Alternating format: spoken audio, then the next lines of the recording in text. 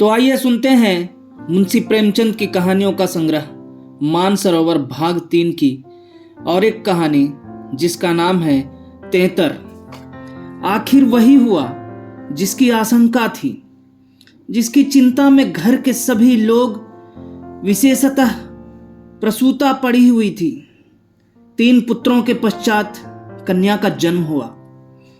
माता सौर में सूख गई, पिता बाहर आंगन में सूख गए और पिता की वृद्धा माता सौर द्वार पर सूख गई। अनर्थ, महा अनर्थ। भगवान ही कुशल करें तो हो। यह पुत्री नहीं, राक्षसी है। इस अभागिनी को इसी घर में आना था। आना ही था तो कुछ दिन पहले क्यों ना आई। भगवान 7वें पुत्र के घर में भी तेतर का जन्म न दे। पिता का नाम था पंडित दामोदर दत्त। शिक्षित आदमी थे, शिक्षा विभाग ही में नौकर भी थे, मगर इस संस्कार को कैसे मिटा देते जो परंपरा से हृदय में जमा हुआ था कि तीसरे बेटे की पीठ पर होने वाली कन्या अभागिनी होती है।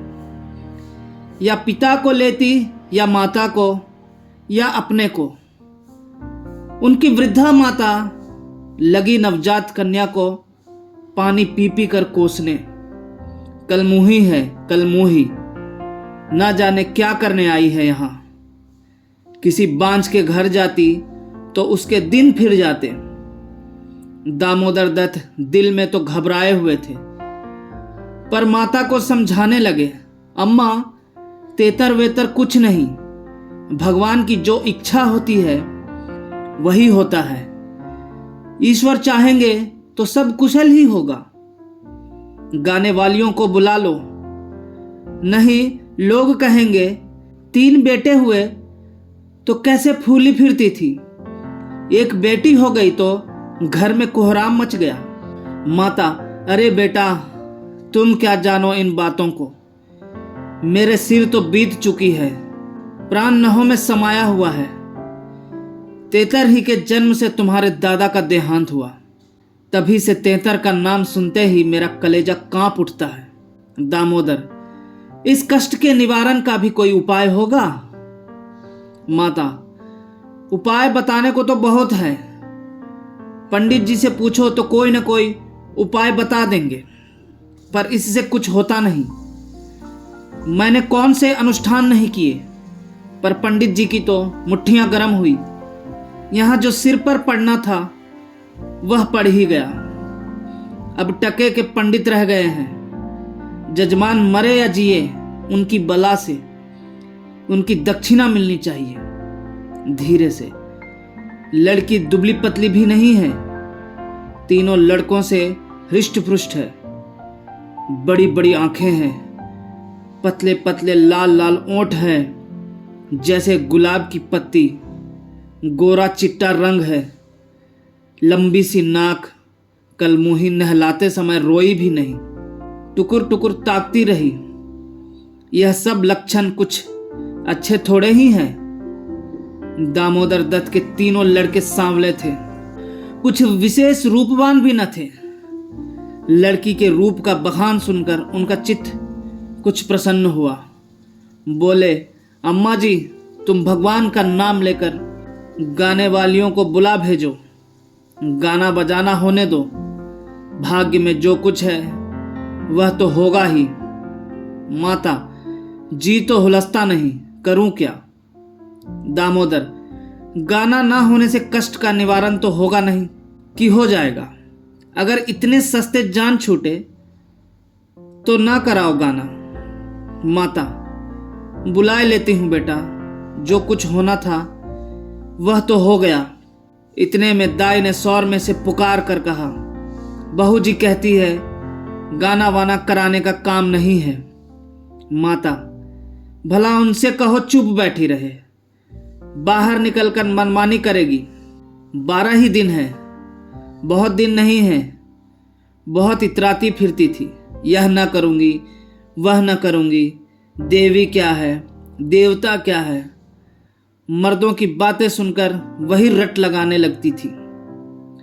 तो अब चुपके से बैठती क्यों नहीं? मेमे तो तेतर को अशुभ नहीं मानती और सब बातों में मेमों की बराबर करती हैं, तो इस बात में भी करें। यह कहकर माताजी ने नाइन को भेजा कि जाकर गाने वालियों को बुला ला, पड़ोस में भी कहती जाना। सवेरा होते ही बड़ा लड़का सोकर उठा और आंखें मलते हुए जाकर दादी से पूछने लगा, बड़ी अम्मा, कल अम्मा को क्या हुआ? माता, लड़की तो हुई है। बालक खुशी से उछलकर बोला, ओ हो, पैजनियां पहन पहन कर छुन छुन चलेगी। जरा मुझे दिखा दो दादी जी। माता, अरे क्या सौर में जाएगा, पागल हो गया है क्या? लड़के की उत्सुकता ना मानी, सौर के द्वार पर जाकर खड़ा हो गया और बोला, अम्मा, जरा बच्ची को मुझे दिखा दो। दाई ने कहा, बच्ची अभी सोती है। बालक, जरा दिखा दो गोद में लेकर। दाई ने कन्या उसे दिखा दी तो वहां से दौड़ता हुआ अपने छोटे भाइयों के पास पहुंचा और उन्हें जगा जगा कर खुशखबरी सुनाई। एक बोला, नन्ही सी होगी। बड़ा, बिल्कुल नन्ही सी, बस जैसी बड़ी गुड़िया, ऐसी गोरी है कि क्या किसी साहब की लड़की होगी। यह लड़की मैं लूंगा। सबसे छोटा बोला, हमको भी दिखा दो। तीनों मिलकर लड़की को देखने आए और वहां से बगले बजाते उछलते कूदते बाहर आए। बड़ा, देखा कैसी है? मंझला कैसे आंखें बंद किए पड़ी थी। छोटा, इसे हमें तो देना। बड़ा, खूब द्वार पर बारात आएगी, हाथी, घोड़े, बाजे, आतशबाजी। मंझला और छोटा ऐसे मग्न हो रहे थे मानो वह मनोहर दृश्य आंखों के सामने है। उनके सरल नेत्र मनोल्लास से चमक रहे थे। मंझला बोला, फुलवारियां भी होंगी। छोटा, हम भी फूल लेंगे। छठी भी हुई, बरही भी हुई, गाना बजाना, खाना खिलाना, देना दिलाना, सब कुछ हुआ, पर रस्म पूरी करने के लिए दिल से नहीं, खुशी से नहीं। लड़की दिन दिन दुर्बल और अस्वस्थ होती जाती थी। माँ उसे दोनों वक्त अफीम खिला देती और बालिका दिन और रात नशे में बेहोश पड़ी रहती। जरा भी नशा उतरता तो भूख से विकल होकर रोने लगती। माँ कुछ ऊपरी दूध पिलाकर अफीम खिला देती। आश्चर्य की बात तो यह थी कि अब की उसकी छाती में दूध ही नहीं उतरा। यूं भी उसे दूध देर से उतरता था, पर लड़कों की बेर उसे नाना प्रकार के दूधवर्धक औषधियां खिलाई जाती थी। बार बार शिशु को छाती से लगाया जाता, यहां तक कि दूध उतर ही आता था। पर अब की यह आयोजनाएं न की गई। फूल सी बच्ची कुम्हलाती जाती थी। माँ तो कभी उसकी ओर ताकती भी न थी। हाँ, नाइन कभी चुटकियां बजाकर चुमकारती तो शिशु के मुख पर ऐसी दयनीय, ऐसी करुण वेदना अंकित दिखाई देती कि वह आंखें पोंछती हुई चली जाती थी। बहू से कुछ कहने सुनने का साहस न पड़ता। बड़ा लड़का सिद्धू बार बार कहता, अम्मा, बच्ची को दो, बाहर से खिला लाऊं, पर माँ उसे झिड़की देती थी। 3-4 महीने हो गए। दामोदर दत्त रात को पानी पीने उठे तो देखा कि बालिका जाग रही है। सामने ताख पर मीठे तेल का दीपक जल रहा था। लड़की टकटकी बांधे उसी दीपक की ओर देखती थी और अपना अंगूठा चूसने में मग्न थी। चुभ चुभ की आवाज आ रही थी। उसका मुख मुरझाया हुआ था, पर वह न रोती थी न हाथ पैर फेंकती थी। बस अंगूठा पीने में ऐसी मग्न थी मानो उसमें सुधा रस भरा हुआ है। वह माता के स्तनों की ओर मुंह भी ना फेरती थी, मानो उसका उन पर कोई अधिकार नहीं। उसके लिए वहाँ कोई आशा नहीं। बाबू साहब को उस पर दया आई। इस बेचारी का मेरे घर जन्म लेने में क्या दोष है? मुझ पर या इसकी माता पर जो कुछ भी पड़े उसमें इसका क्या अपराध? हम कितनी निर्दयता कर रहे हैं कि कुछ कल्पित अनिष्ट के कारण उसका इतना तिरस्कार कर रहे हैं। माना कि कुछ अमंगल हो भी जाए तो क्या उसके भय से इसके प्राण ले लिए जाएंगे? अगर अपराधी है तो मेरा प्रारब्ध है। इस नन्हे से बच्चे के प्रति हमारी कठोरता क्या ईश्वर को अच्छी लगती होगी? उन्होंने उसे गोद में उठा लिया और उसका मुख चूमने लगे। लड़की को कदाचित पहली बार सच्चे स्नेह का ज्ञान हुआ। वह हाथ पैर उछालकर गूं गूं करने लगी और दीपक की ओर हाथ फैलाने लगी। उसे जीवन ज्योति सी मिल गई। प्रातःकाल दामोदर दत्त ने लड़की को गोद में उठा लिया और बाहर लाए। स्त्री ने बार बार कहा, उसे पड़ी रहने दो, ऐसी कौन सी बड़ी सुंदर है। अभागिन रात दिन तो प्राण खाती रहती है, मर भी नहीं जाती कि जान छूट जाए। किंतु दामोदर दत्त ने ना माना। उसे बाहर लाए और अपने बच्चों के साथ बैठकर खिलाने लगे। उनके मकान के सामने थोड़ी सी जमीन पड़ी हुई थी। पड़ोस के किसी आदमी की एक बकरी उसमें आकर चरा करती थी। इस समय भी वह चर रही थी। बाबू साहब ने बड़े लड़के से कहा, सिद्धू जरा उस बकरी को पकड़ो तो इसे दूध पिलाए, शायद भूखी है बेचारी। देखो तुम्हारी नन्ही सी बहन है ना, इसे रोज हवा में खिलाया करो। सिद्धू को दिल लगी हाथ आई। उसका छोटा भाई भी दौड़ा। दोनों ने घेर कर बकरी को पकड़ा और उसका कान पकड़े हुए सामने लाया। पिता ने शिशु का मुंह बकरी के थन में लगा दिया। लड़की चुबलाने लगी और एक क्षण में दूध की धार उसके मुंह में जाने लगी, मानो टिमटिमाते दीपक में तेल पड़ जाए। लड़की का मुंह खिल उठा। आज शायद पहली बार उसकी क्षुधा तृप्त हुई थी। वह पिता की गोद में हुमक हुमक कर खेलने लगी। लड़कों ने भी उसे खूब नचाया कुदाया। उस दिन से सिद्धू को मनोरंजन का एक नया विषय मिल गया। बालकों को बच्चों से बहुत प्रेम होता है। अगर किसी घोंसले में चिड़िया का बच्चा देख पाए तो बार बार वहां जाएंगे। देखेंगे कि माता बच्चे को कैसे दाना चुगाती है, बच्चा कैसे चोंच खोलता है, कैसे दाना लेते समय परों को फड़फड़ाकर चेंचें करता है। आपस में बड़े गंभीर भाव से उसकी चर्चा करेंगे।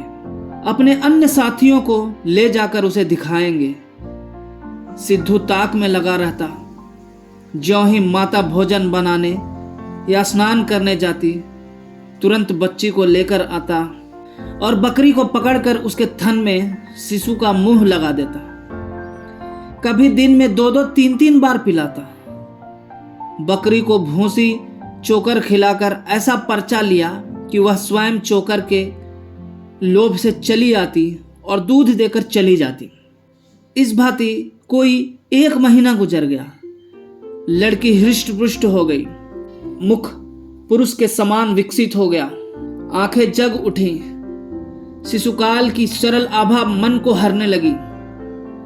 माता उसे देख देख कर चकित होती थी। किसी से कुछ कह तो ना सकती, पर दिल में उसे आशंका होती कि अब वह मरने को नहीं, हम ही लोगों के सिर जाएगी। कदाचित ईश्वर इसकी रक्षा कर रहे हैं, जब ही तो दिन दिन निखरती आती है। नहीं, अब तक ईश्वर के घर पहुंच गई होती। मगर दादी माता से कहीं ज्यादा चिंतित थी। उसे भ्रम होने लगा कि वह बच्ची को खूब दूध पिला रही है, सांप को पाल रही है। शिशु की ओर आंखें उठाकर भी न देखती।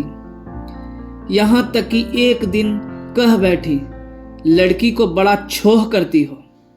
हाँ भाई, माँ हो कि नहीं, तुम न छोह करोगी तो करेगा कौन? अम्मा जी, ईश्वर जानते हैं, जो मैं इसे दूध पिलाती हूँ अरे तो मैं मना थोड़ी ही करती हूँ। मुझे क्या गरज पड़ी है कि मुफ्त में अपने ऊपर पाप लो। कुछ मेरे सिर तो जाएगा नहीं। अब आपको विश्वास ही ना आए तो कोई क्या करे। मुझे पागल समझती हो? वह हवा पी पी कर ऐसी हो रही है। भगवान जाने अम्मा, मुझे तो आप अचरज होता है। बहू ने बहुत निर्दोषिता जताई, किंतु वृद्धा सास को विश्वास न आया। उसने समझा यह मेरी शंका को निर्मूल समझती है, मानो मुझे इस बच्ची से कोई बैर है। उसके मन में यह भाव अंकुरित होने लगा कि इसे कुछ हो जाए तो यह समझे कि मैं झूठ नहीं कहती थी। वह जिन प्राणियों को अपने प्राणों से भी प्रिय समझती थी, उन्हीं लोगों की अमंगल कामना करने लगी, केवल इसलिए कि मेरी शंकाएं सत्य हो जाए। वह यह तो नहीं चाहती थी कि कोई मर जाए, पर इतना अवश्य चाहती थी कि किसी बहाने से मैं चिता दूं कि देखा, तुमने मेरा कहा ना माना। यह उसी का फल है। उधर सास की ओर से ज्यों ज्यों यह द्वेष भाव प्रकट होता था, बहू का कन्या के प्रति स्नेह बढ़ता था। ईश्वर से मनाती रहती थी कि किसी भांति एक साल कुशल से कट जाता तो इनसे पूछती। कुछ लड़की का भोला भाला चेहरा, कुछ अपने पति का प्रेम वात्सल्य देखकर भी उसे प्रोत्साहन मिलता था। विचित्र दशा हो रही थी। न दिल खोलकर प्यार ही कर सकती थी, न संपूर्ण रीति से निर्दय होते ही बनता था, न हंसते बनता था, न रोते। इस भांति 2 महीने गुजर गए और कोई अनिष्ट न हुआ। तब तो वृद्धा सास के पेट में चूहे दौड़ने लगे। बहू को 2-4 दिन ज्वर भी नहीं आ जाता कि मेरी शंका की मर्यादा रह जाए। पुत्र भी किसी दिन पैर गाड़ी पर से नहीं गिर पड़ता। न बहू के मायके ही से किसी के स्वर्गवास की सुनावनी आती है। एक दिन दामोदर दत्त ने खुले तौर पर कह भी दिया कि अम्मा, यह सब ढकोसला है। तेतर लड़कियां क्या दुनिया में होती नहीं? तो सब के सब माँ बाप मर ही जाते हैं। अंत में उसने अपनी शंकाओं को यथार्थ सिद्ध करने की एक तरकीब सोच निकाली। एक दिन दामोदर दत्त स्कूल से आए तो देखा कि अम्मा जी घाट पर अचेत पड़ी हुई है। स्त्री अंगीठी में आग रखे उनकी छाती सेक रही है और कोठरी के द्वार और खिड़कियां बंद है। घबरा कर कहा, अम्मा जी क्या दशा है? स्त्री, दोपहर ही से कलेजे में एक सूल उठ रहा है, बेचारी बहुत तड़प रही है। दामोदर, मैं जाकर डॉक्टर साहब को बुला लाऊं ना? देर करने से शायद रोग बढ़ जाए। अम्मा जी कैसी तबीयत है? माता ने आंखें खोली और कहारते हुए बोली, बेटा तुम आ गए, अब ना बचूंगी। हाय भगवान, अब ना बचूंगी। जैसे कोई कलेजे में बरछी चुभा रहा हो, ऐसी पीड़ा कभी ना हुई थी। इतनी उम्र बीत गई, ऐसी पीड़ा नहीं हुई। स्त्री, यह कलमुही छोकरी न जाने किस मनहूस घड़ी में पैदा हुई। सास, बेटा सब भगवान करते हैं, यह बेचारी क्या जाने। देखो मैं मर जाऊं तो उसे कष्ट मत देना। अच्छा हुआ मेरे सिर आई, किसी के सिर तो जाती ही, मेरे ही सिर सही। हाय भगवान, अब न बचूंगी। दामोदर, जाकर डॉक्टर बुला लाऊं, अभी लौटा आता हूं। माता जी को केवल अपनी बात की मर्यादा निभानी थी, रुपये ना खर्च कराने थे। बोली, नहीं बेटा, डॉक्टर के पास जाकर क्या करोगे? अरे वह कोई ईश्वर है? डॉक्टर अमृत पिला देगा? 10-20 वह भी ले जाएगा। डॉक्टर वैद्य से कुछ ना होगा। बेटा तुम कपड़े उतारो, मेरे पास बैठकर भागवत पढ़ो। अब ना बचूंगी। हाय राम। दामोदर, तेतर बुरी चीज है, मैं समझता था कि ढकोसला ही ढकोसला है। स्त्री, इसी से मैं उसे कभी मुंह नहीं लगाती थी। माता, बेटा बच्चों को आराम से रखना, भगवान तुम लोगों को सुखी रखे। अच्छा हुआ मेरे ही सिर गई, तुम लोगों के सामने मेरा परलोक हो जाएगा। कहीं किसी दूसरे के सिर जाती तो क्या होता राम। भगवान ने मेरी विनती सुन ली। हाय हाय, दामोदर दत्त को निश्चय हो गया कि अब अम्मा ना बचेंगी। बड़ा दुख हुआ। उनके मन की बात होती तो वह मां के बदले तेतर को ना स्वीकार करते। जिस जननी ने जन्म दिया, नाना प्रकार के कष्ट झेलकर उनका पालन पोषण किया, अकाल वैधव्य को प्राप्त होकर भी उनकी शिक्षा का प्रबंध किया, उसके सामने एक दूध मुंही बच्ची का क्या मूल्य था, जिसके हाथ का एक गिलास पानी भी वह ना जानते थे। शोकातुर हो कपड़े उतारे और मां के सिरहाने बैठकर भागवत की कथा सुनाने लगे। रात को बहू भोजन बनाने चली तो सास से बोली, अम्मा जी तुम्हारे लिए थोड़ा सा साबूदाना छोड़ दूं। माता ने व्यंग करके कहा, बेटी अन्न बिना ना मारो, भला साबूदाना मुझसे खाया जाएगा। जाओ थोड़ी पूरियां छान लो, पड़े पड़े जो कुछ इच्छा होगी खा लूंगी। कचौरियां भी बना लेना, मरती हूं तो भोजन को तरस तरस क्यों मरूं। थोड़ी मलाई भी मंगवा लेना, चौक की हो। फिर थोड़े खाने आऊंगी बेटी। थोड़े से केले मंगवा लेना, कलेजे के दर्द में केले खाने से आराम होता है। भोजन के समय पीड़ा शांत हो गई, लेकिन आध घंटे के बाद फिर जोर से होने लगी। आधी रात के समय कहीं जाकर उनकी आंख लगी। 1 सप्ताह तक उनकी यही दशा रही।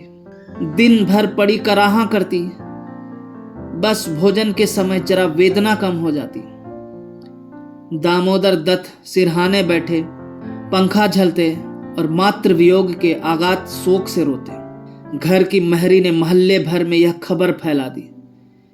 पड़ोसी ने देखने आई तो सारा इल्जाम बालिका के सिर गया।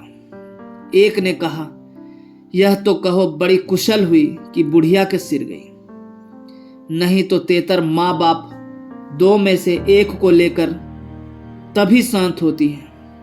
दैव न करे किसी के घर में तेतर का जन्म हो। दूसरी बोली, मेरे तो तेतर का नाम सुनते ही रोए खड़े हो जाते हैं। भगवान बांझ रखे पर तेतर न दे। 1 सप्ताह के बाद वृद्धा का कष्ट निवारण हुआ। मरने में कोई कसर न थी। वह तो कहो पुरखाओं का पुण्य प्रताप था। ब्राह्मणों को गौदान दिया गया, दुर्गा पाठ हुआ, तब कहीं जाके संकट कटा। धन्यवाद।